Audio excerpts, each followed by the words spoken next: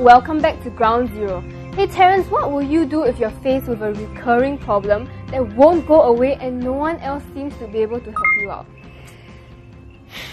Well, that's a tough one, I might just force myself to live with it. I mean, I won't be happy about it, but I would rather not suffer the consequences of trying to change the situation. So yeah, I'll have to live with it. What about you? I might do the same too. But not these people who decided they've suffered enough. First up, we take a look at Stomper Toa Payoh Heartlander, who's fighting a war against advertisement flyers by not only tearing them off, but also calling the phone numbers on display to get them to stop putting up the flyers. The Stomper wrote, the culprits are usually rental and property agents, tutors or tuition centres, pawn shops, loan sharks, aircon cleaners, just to name a few. The authorities seem unable to do anything effective to eradicate this menace. Well, most Stompers who have read the story seem to be singing the same tune as Toa Payoh Heartlander, with many wanting to join in the fight against these advertisers. One of them is Stomper Mavericky, who wrote, I have joined you in your SAD, or Search and Destroy missions. I've removed most of these ads at bus stops and traffic lights. Let's hope all of us can unite and remove these ads as we see them, and eventually these scumbags will stop posting their illegal ads all over the island. Stomper Steve Nardo issued a rallying cry and wrote, yes, let us unite and remove all these ads.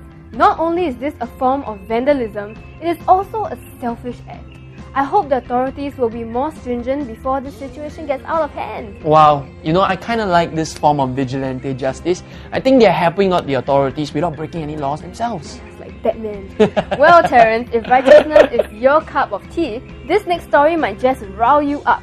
A friend of Stomper Animal Lover, who lives in a bungalow in Swiss Club Road, wanted to barbecue a civet cat after it chewed on the telephone wires around the house. Oh, the Stomper wrote, these destructive animals went into his compound to eat the juicy papayas grown on his trees and gnaw at the telephone wires.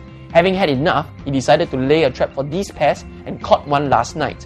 This morning, he decided to kill the civet cat and barbecue its meat for dinner. This incident sparked outrage among some Stompers who feel there are better ways of handling this incident. Stomper Pretty16 led the calls for the civet cat to be released, as it was just acting on its natural instincts, while Stomper BMX Rider hopes the SPCA or ACRES can look into this. Well, if I were the bungalow's owner, I'll lay a trap to catch the civet cat and then hand it over to the authorities. Yeah, I'm with you on this one, Terence. Harming animals, let alone killing and barbecuing them for dinner, is just so wrong. I mean, you don't even know how it tastes. Precisely. In the next clip, we look at something else that is wrong, but yet 80% of people quote want to do it. So don't leave your seat.